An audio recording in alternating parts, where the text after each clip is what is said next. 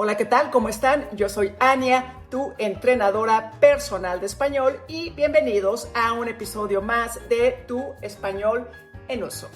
And today I have a little confession to make. Honestly, I was going to record this episode from a park. However, I had a little problem with the weather. It started to be very windy and rainy and gray, so I couldn't make it. So I thought, well, I'll do it later. And then I wanted to come here earlier to do it from my garden, but I got stuck in traffic. And then I was late and I had like small little issues during the day. And I was thinking, this is the perfect example for the episode today. The phrase we are going to learn today is al mal tiempo, buena cara. Al mal tiempo, buena cara. Which basically in English is to bad weather, a good face. To bad weather, a good face. Let's dive in. Have you ever had one of those days when things just goes wrong? For example, you are late to work, your coffee spills, you miss the bus, or simplemente tú estás un poco desanimado.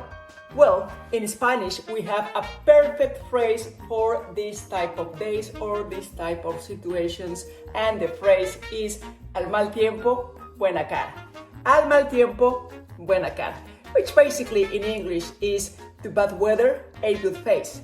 To bad weather, a good face. Today, we are going to see why this phrase is more than a phrase, it's just like a lifestyle. Let's dive in. When we say al mal tiempo, buena cara, of course, we are not talking about the weather. We are not talking about a windy day or storm or a rainy day. We are talking about these small situations that we have every day in our life. These situations that maybe makes our day a bit difficult, a bit annoying, y la actitud con la que nosotros estamos afrontando estos días y estas situaciones. This idiom, of course, is not to talk about the weather forecast, is to talk about difficult situations in life and the way we are addressing these situations. You use this phrase to support someone or yourself when you are having a bad situation or just a bit difficult day, a bad day, you know? It's a little bit like the Spanish way of saying, when life gives you lemons, make lemonade. It's a little bit like that, pero con un poquito de más fuerza y carácter. ¿Por qué esta frase es tan importante? Why this phrase is so important? In the Spanish-speaking culture, the attitude is everything. We can have a bad day, we can have a bad situation, we can have bad luck sometimes, but the attitude and the way we are facing this talks a lot about us. It's about not letting bad circumstances to attack your inner peace.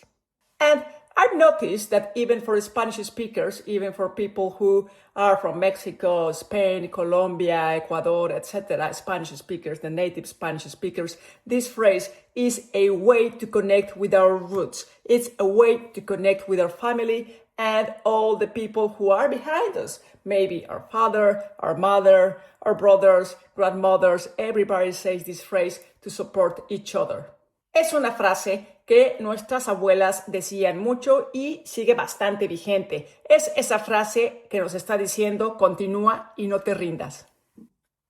So, how can you use this phrase today? It's very easy. Every time you have a friend or maybe yourself having a bad day, for example, if someone comes and tells you, hey, Ania, hoy tuve un mal día porque perdí mi trabajo y quizá tuve un accidente en mi auto y ahora tengo que pagar la reparación. That doesn't sound great. So you just could say, entiendo, al mal tiempo, buena cara. Of course, this is not going to solve the problem. You still have a bad day, but it's a way to feel that you are supporting the other person. It is just a way to have a little sympathy, but also a push of motivation. So, next time you are having a difficult day, a rough day, remember, al mal tiempo, buena cara. Thanks very much for watching this small short lesson. Please don't forget to hit the subscribe button and that like button. Any comments, I'll read all of them. Thanks so much for watching. Y coméntame cuál fue la última situación en la que tuviste que poner buena cara. Don't forget to have a look to my Instagram to listen to my podcast, and remember, this is how we speak Spanish. Hasta pronto.